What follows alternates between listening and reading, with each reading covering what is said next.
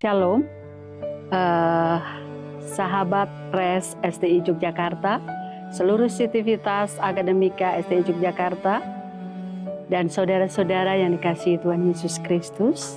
Pada kesempatan ini, mari kita bersama-sama merenungkan sebagian daripada firman Tuhan yang akan kita baca, yang kita akan ambil di dalam Kitab Mazmur pasal yang ke-147 ayat yang ketiga. Demikianlah firman Tuhan. Ia menyembuhkan orang-orang yang patah hati dan membalut luka-luka mereka. Res STII Yogyakarta pada saat ini diberikan satu judul tema renungan pada saat ini dengan judul tema Kasih yang Menyembuhkan. Ayat nats di atas, sang pemazmur menuliskan bahwa dia mengatakan ia menyembuhkan orang-orang yang patah hati dan membalut luka-luka mereka.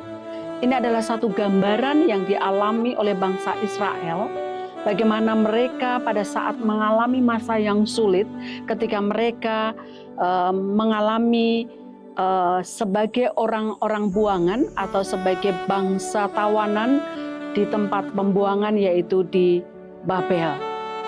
Namun dalam perjalanan kehidupan umat Tuhan, yaitu bangsa Israel, dia tahu bahwa Allah sanggup untuk menyertai, Allah sanggup untuk memulihkan, dan Allah sanggup untuk menyembuhkan.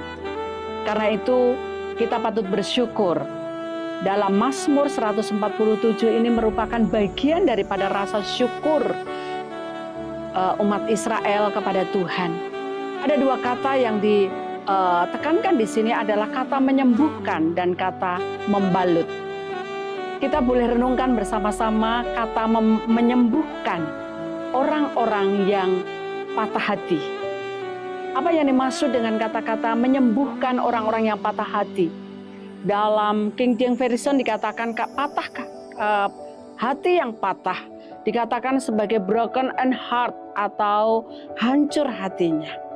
Ketika bangsa Israel mengalami satu penderitaan menjadi orang-orang asing di negeri buangan, secara otomatis mereka mengalami penderitaan yang dalam, terutama luka-luka yang mereka harus alami baik secara emosional, secara batin mereka, karena mereka mengalami ketertolakan sebagai bangsa yang ditawan, sebagai bangsa yang tidak mendapatkan kebebasan, sebagai bangsa yang asing di negeri asing, sehingga dia merasa saya sudah hancur hati, saya sudah tidak kuat lagi, saya sudah tidak punya pengharapan lagi.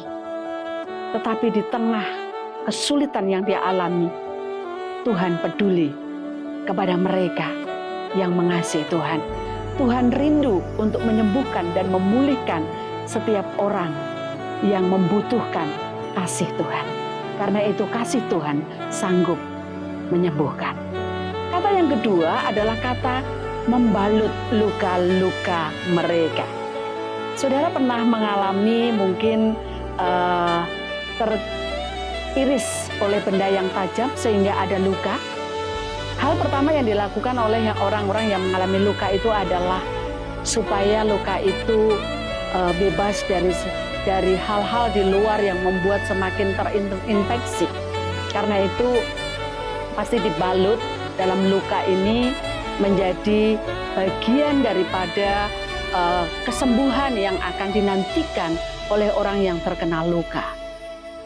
Kembali sebagai gambaran bangsa Israel sebagai orang-orang yang terbuang, sebagai orang-orang asing, sebagai orang-orang yang terbelenggu, sebagai orang-orang yang tidak memiliki kemerdekaan dan kebebasan.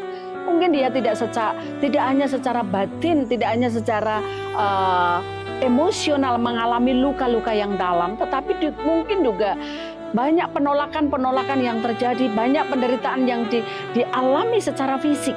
Sehingga luka-luka yang dalam itu terus terlihat di dalam kehidupan mereka. Tapi Tuhan datang membalut setiap luka-luka mereka. Sahabat Res yang dikasihi Tuhan, saudara-saudara yang dikasihi Tuhan, pada kesempatan ini kasih yang menyembuhkan hanya datang di dalam pribadi Yesus Kristus. Ada satu kesaksian yang meneguhkan, yang menguatkan bahwa kasih Tuhan itu menghidupi setiap orang-orang yang dalam keadaan duka, dalam keadaan luka. Sahabat Res yang dikasihi oleh Tuhan Yesus,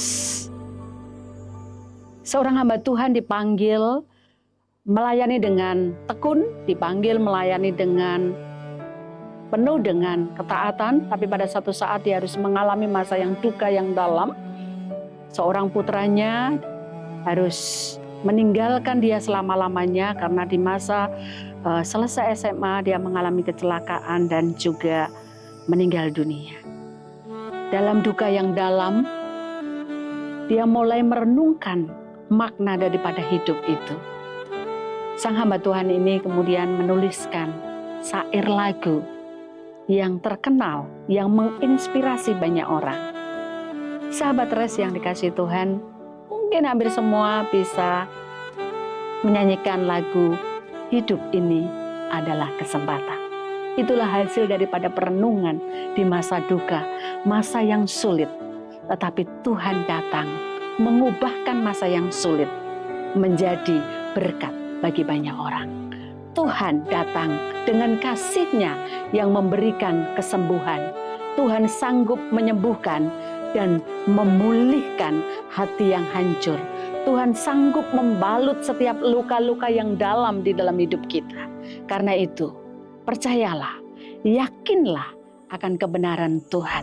Dia datang untuk menyembuhkan kita, supaya kita kembali taat kepada apa yang menjadi rencana Tuhan. Terima kasih dan Tuhan Yesus memberkati.